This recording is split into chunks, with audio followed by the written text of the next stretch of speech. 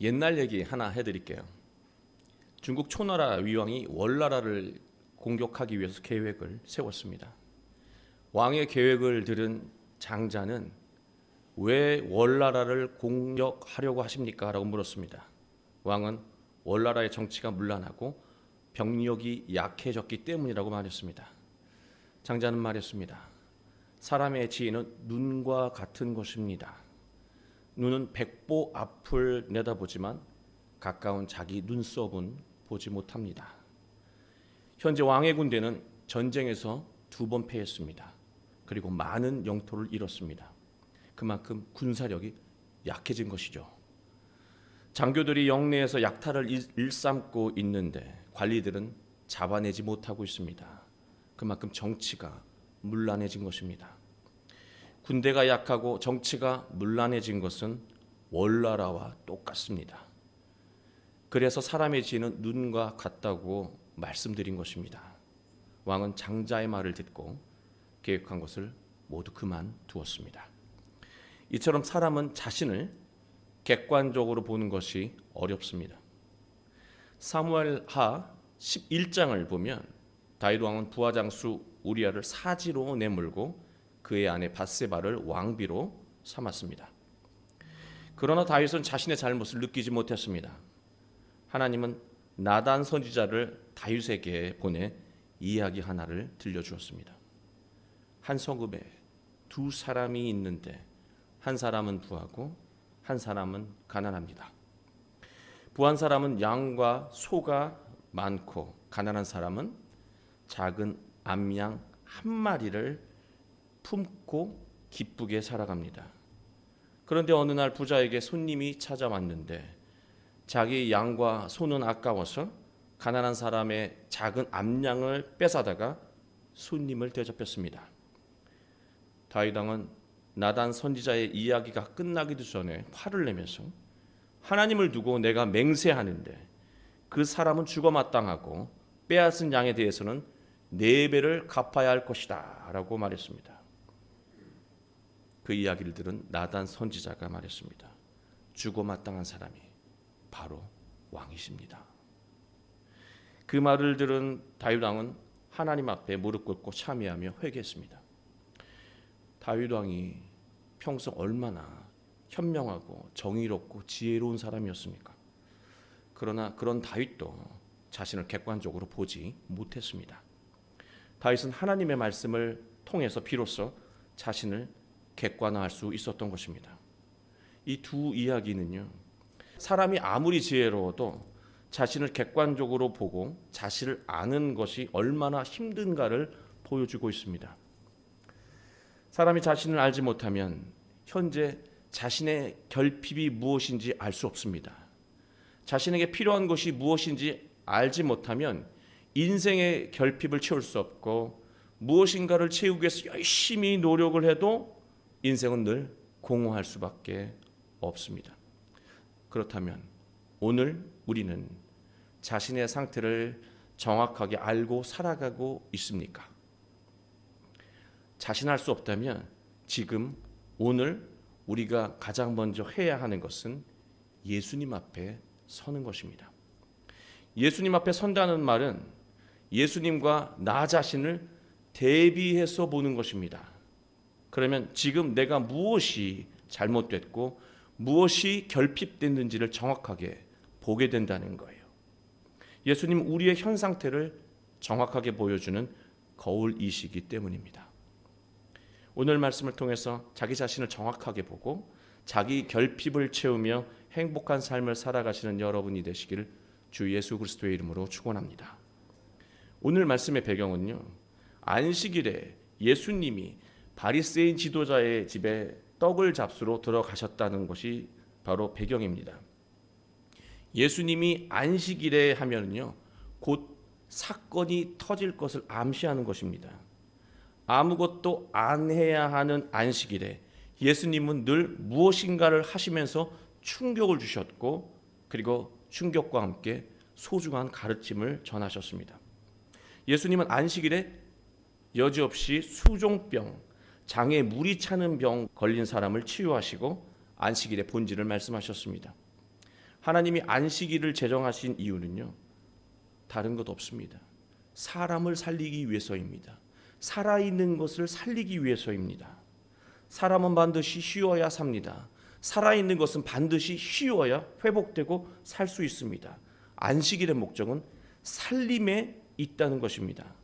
살리는 날인 안식일에 죽어가는 것을 살린 것은 그 목적과 취지에 딱 맞는 거예요. 예수님은 예수님의 말씀을 통해서 하나님의 말씀의 핵심을 알고 사는 자가 바로 하나님 나라를 누리게 된다는 것을 암시하신 것입니다. 바리새인 지도자들은 예수님의 가르침에 놀랐습니다. 예수님이 이어서 말씀하셨습니다. 잔치에 초청받았을 때 상석이 아니라 말석에 앉아라. 왜 이 말씀을 하셨냐면 사람과의 관계에서 어떤 태도로 살아야 존중받는지 교훈을 전하고 싶었기 때문입니다. 이러한 겸손한 마음으로 사는 자가 바로 하나님 나라의 초청 대상자가 된다는 것을 또한 암시하신 거예요. 그리고 또 누군가를 이제는 초청할 때는 나중에 보답할 수 있는 사람만 콕콕 집어서 초청하는 것이 아니라 보답할 수 없는 사람, 은혜를 베풀어도 그 은혜를 보답할 수 없는 사람에게 초청해서 대접하라고 하는 거예요. 이 말씀은요, 사람을 계산적으로 수단으로 대하지 말고 사랑하며 목적으로 대하라는 말씀이셨습니다. 하나님은 이런 마음으로 타인을 대하는 사람에게 선한 것으로 갚아주신다고 말씀하셨습니다. 이러한 예수님의 말씀을 듣던 바리새인이요, 그 모든 것 이미 모두 알고 있었다는 듯이 말하고 있습니다. 그게 15절 말씀이에요. 하나님 나라에서 떡을 먹는 자는 복되도다. 너무 번역을 잘한 것 같아요. 이 바리새인의 교만함을 너무 잘 표현한 것 같아요.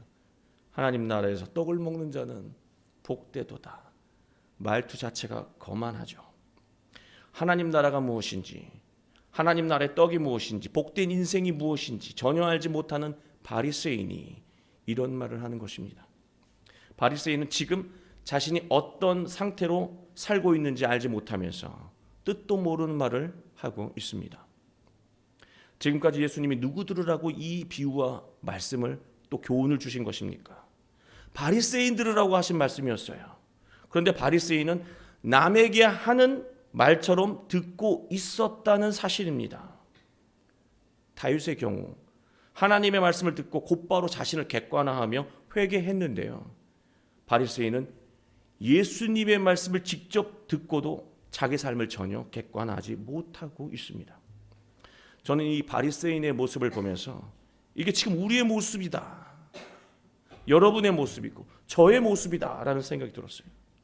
예수님과 함께 해도 예수님이라는 거울을 통해서 자신을 객관적으로 보지 못하면 이것이 문제구나, 난 이건 안 하고 있구나, 이 길에서 이탈됐구나, 이런 것들을, 이런 작업을 하지 않으면 우리는 인생의 결핍을 절대로 해결할 수 없습니다. 평생 헛수고하는 공허한 인생을 되풀이할 수밖에 없는 것이죠. 예수님은 다시 비유를 들어 가르치시는데요, 이런 의미의 말씀을 하십니다. 바리새인아, 네가 알지도 못하면서 하나님의 나라를 말하는구나. 그래, 좋다.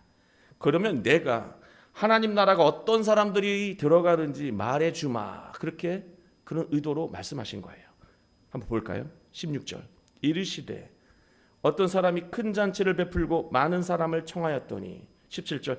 잔치할 시각에 그 청하였던 자들에게 종을 보내어 이르되 오소서, 모든 것이 준비되었나이다 하매. 비유하신 말씀을 곰곰이 보면은요, 이미 잔치가 있음을 전했던 거예요. 잔칫날 전에 이미 잔치가 있다고 초대장을 보낸 거예요. 그리고 잔치가 시작되기 직전에 다시 종을 보내서 초청한 거예요. 횟수로 보면 2번 초대한 겁니다. 그런데 초청받은 사람들의 대답이 놀랍습니다. 18절. 다 일치하게 사양하며, 다 하나같이 사양하고 있다는 거예요. 이 사양하다라고 하는 파라이테오마이라고 하는 단어는요, 거절하다, 그리고 피할 길을 찾다라는 의미를 가지고 있습니다. 처음 잔치에 초대받은 받은 이후에 잔칫날까지 그 사이 시간이 있지 않았겠습니까? 그 사이에 잔치에 갈 수 없는 이유가 생긴 것입니다. 잔치보다 더 중요하게 여겨지는 일이 자기 일상에서 일어난 거예요. 첫 번째 사람은 밭을 샀기 때문에 아무래도 나가보아야 하겠다고 말합니다. 이 아무래도라고 번역한 단어가 아난케라고 하는 헬라어인데요. 이 단어는 필요성이라는 의미를 가지고 있습니다. 밭을 산 사람은 지금 자신에게 필요한 것은 자신이 해결해야 하는 이 결핍은 밭을 점검하는 일이라고 말하고 있는 거예요. 그리고 19절 두 번째 사람은요. 소 5겨리를 샀다. 이 결이라고 하는 단어는 암수쌍입니다. 따라서 소 10마리를 산 것입니다. 10마리의 소를 시험하러 가야 해서 못 간다는 거예요. 잔치에. 시험하다라고 하는 이 도키마조라고 하는 단어는요. 정밀하게 검사하다는 뜻입니다. 소를 산 사람은 지금 자신에게 필요한 것, 자신이 당장 해결해야 하는 결핍이 소를 검사하는 일이라고 여긴 것입니다. 20절 세 번째 사람은요. 나는 장가 들었으니 그래서 가지 못하겠습니다 라고 답하고 있습니다. 그런데 여러분 세 번째 이 장가 든 사람은요. 태도가 앞에 두 사람과 완전히 달라요. 앞에 두 사람은 그래도 가지 못하는 것을 양해해 주십시오라고 말하고 있는데요. 이 세 번째 사람은 양해도 구하지 않습니다. 당당합니다. 달라요. 누구라도 내 입장이 되면 이렇게 답하지 않겠어라고 하는 마음을 갖고 대답하는 거예요. 결혼했기 때문에 잔치에 가지 않는 것은 당연하다고 여기고 있는 것입니다. 잔치를 거절한 사람들의 공통점이 있습니다. 소유가 생긴 것입니다. 그리고 소유를 돌보고 지키는 일이 생긴 것입니다. 여러분 이 세 사람은요. 이미 구원의 백성으로 하나님 나라에 들어가는 것이 확실하다고 여기는 유대인들이에요. 이미 우리 조상들과 우리는 예전부터 하나님이 선택한 백성이기 때문에 더 뭘 안 해도 구원이 확정된 사람이라고 여기는 유대인들이에요. 그래서 예수 그리스도의 복음이 그다지 더 필요하지 않다고 여기는 사람들입니다. 그러니 지금 내가 해야 되는 일은 이미 구원은 따놓은 당상이고 내 소유를 늘리는데 혈안이 되어 살아가는 이 유대인들을 가리켜 비유하고 있는 것입니다. 하나님이 유대인을 최초 선택한 것이 첫 번째 초청이라고 한다면 예수님은요 이제 실제로 하나님 나라에 들어가는 그 당일 초청장이 예수님이에요. 예수 그리스도의 복음을 받아들인 자가 바로 이 잔치에 실제 하나님의 나라를 일상에서 누리게 되는 거예요. 그래서 학자들과 설교가들은요 이 잔치를 거절한 세 사람을 모두 터무니없는 변명을 하고 있는 사람들이라고 해석하면서 이런 사람은 절대로 천국에 들어가지 못한다고 말합니다. 그리고 남의 일처럼 냉혹하게 비판합니다. 그러나 저는 오늘 말씀을 묵상하면서 이 세 사람을 절대로 냉정한 시선으로 비판하면 안 된다는 생각을 가졌어요. 왜냐하면 이 세 사람이 저고 여러분이기 때문에 그래요. 우리이기 때문에 냉정하게 보면 안 돼요. 남의 일처럼 보면 안 돼요. 이들을 바라보는 시선이 따뜻해야 돼요. 그래야 해결책이 나와요. 그게 객관화하는 거예요. 자신의 상태를 객관화하지 못하고 지금 자신에게 필요한 것이 무엇인지 모르고 오직 소유하고 소유한 것을 지키는 것에 집착하며 사는 것이 우리잖아요. 이들이 바로 우리 자신이기 때문에 우리는 따뜻한 시선으로 이들을 봐야 되고 이게 나라는 생각을 가지고 어떻게 하면 좋을까 안타까워해야 돼요. 하나님에게 버림받는 것은 하나님이 버리시기 때문이 아니에요. 우리가 하나님보다 소유하고 소유한 것을 지키는 것을 더 좋아하고 중요하게 여기다가 결국 인생의 소중한 기회와 시간을 놓치고 스스로 추락하는 것입니다. 하나님이 버리는 게 아니에요. 오늘 우리에게 가장 시급한 것은요. 밭을 보는 것이 아니고요. 땅을 찾아가서 보는 것이 아니고 자기 마음밭, 하나님의 생명의 말씀의 씨앗이 심겨질 수 있는 마음밭인지 그 마음밭을 돌아봐야 하는 것입니다. 그게 더 시급하다는 거예요. 오늘 우리에게 가장 시급한 것은요, 소를 검사하는 일이 아니에요. 자신의 마음 상태를 점검하는 거예요. 검사하는 거예요. 이래서 될까? 우리가 결혼했다면, 가정을 이루었다면 이래서 가족을 부양하고 지키는 것은 맞아요. 그러나 가정을 제대로 지키고 싶다면 가장 먼저 해야 하는 것은 예수님을 통해서 영적으로 바로 서는 것이라는 말씀입니다. 예수님은 비유를 이어가십니다. 21절. 주인은 이들을, 유대인이겠죠, 괘씸히 여기시고 종에게 명합니다. 빨리 시내 거리와 골목으로 나가서 가난한 자들과 몸 불편한 자들과 맹인들과 저는 자들을 데려오라. 이 구절이요, 제대로 해석하지 않으면요, 오늘날 심각한 일이 터집니다. 조심스럽지만 주석가들, 설교자들 신중하게 해석 안 하더라고요. 이 구절을 말씀대로 그냥 읽어버리면 하나님이 장애인을 차별하는 것처럼 그렇게 이해할 수 있습니다. 하나님이 마지못해서 장애인들이라도 천국에 채워야겠다라고 하는 분으로 이해할 수 있어요. 큰일 날 해석이에요. 예수님이 절대로 그렇게 말씀하실 분이 아니시잖아요. 가난한 자들, 불편한 자들, 맹인들과 다리를 저는 자들, 이 사람들을 육적인 상태를 비유하신 것으로 본다면 그냥 몸이 정말로 약하고 환경이 어려운 분들이에요. 그러나 이 사람들의 표현이 영적인 상태를 비유하신 것으로 본다면 해석은 완전히 달라집니다. 삶의 환경과 무관하게 영적인 가난함을 느끼는 사람이라면, 그래서 진리의 말씀을 갈급하는 사람이라고 한다면 이건 완전히 다른 해석이죠.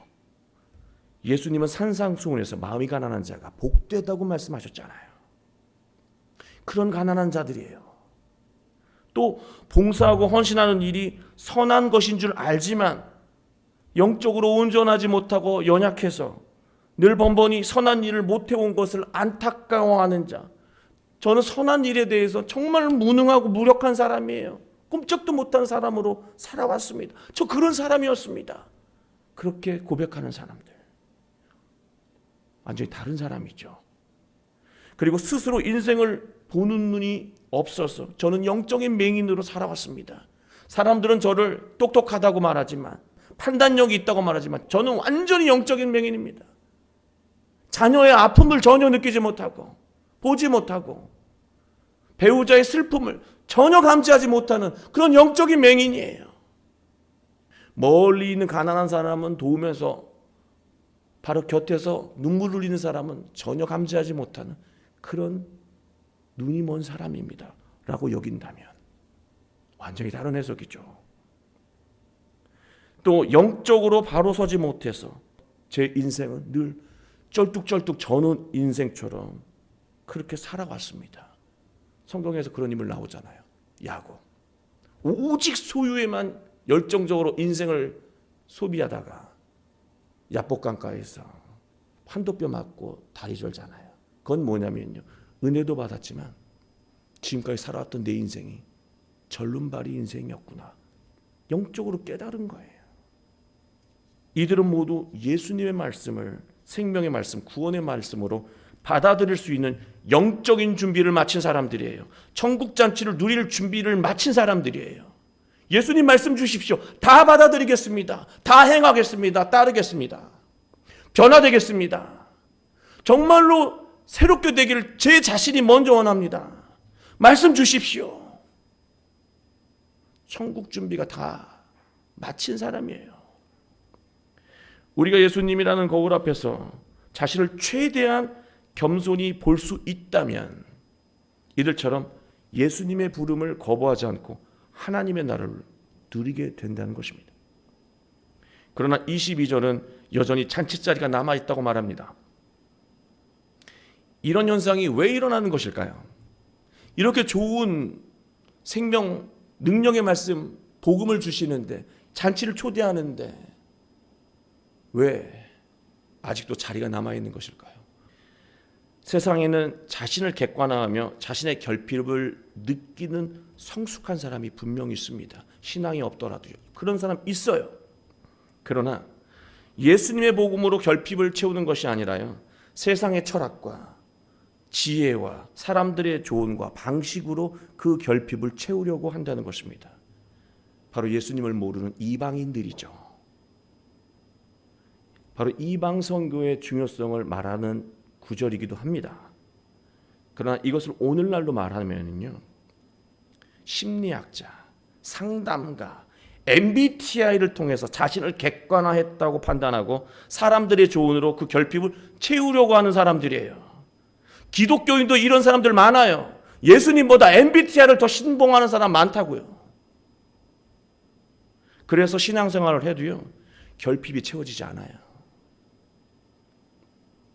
예수님은 이런 사람들을 데려오라고 강하게 말씀하고 계십니다. 데려와서 예수님을 통해서 인생에서 하나님의 나라를 맛보게 만들어라. 그러나 우리가 앞에서 천국을 거절하는 사람처럼 복음으로 결핍을 채우려 하지 않기 때문에 우리는 가족들을 데려오지 못해요. 친구들을 데려오지 못합니다. 내가 천국 맛을 보지 못했기 때문에 그래요. 24절에서 예수님이 단호하게 말씀하셨습니다. 너희가 앞에 세 사람처럼 살면 인생에서 하나님의 나라는 절대로 맛볼 수 없을 거야. 사랑하는 교회 여러분, 하나님은요, 우리가 결핍된 채로 공허하고 불행하게 사는 것을 원하지 않으셔요. 부족함이 없는 인생, 만족감으로 가득한 인생을 살기 원하십니다. 오늘, 지금 우리는 예수님 앞에 서야 합니다. 예수님과 나를 대비해야 돼요. 예수님에 비해 나는 뭐가 결핍됐는가? 예수님은 하시는데 난 뭘 안 하고 있는가? 우린 대비해야 돼요. 그리고 나에게 없는 것을 예수님을 통해서 채워야 되는 것이고, 내가 이탈한 길을 예수님의 길로 다시 진입해야 하는 것입니다. 그렇기 때문에 인생이 달라진다는 것이고, 거기서 천국과 같은 가정이, 직장이, 교회가 이루어진다는 것입니다. 부족함을 보았을 때 그 부족함을 세상의 것으로 채우면 아무 의미 없어요. 복음으로 채우려고 노력하면 우리의 일상에는 하나님이 주시는 지혜와 능력이 충만해지고 우리는 천국의 기쁨을 누리게 될 것입니다. 우리 모두 하루에도 수없이 예수님 앞에 섬으로 일상에서 천국의 기쁨을 누리게 되시길 주 예수 그리스도의 이름으로 축원합니다.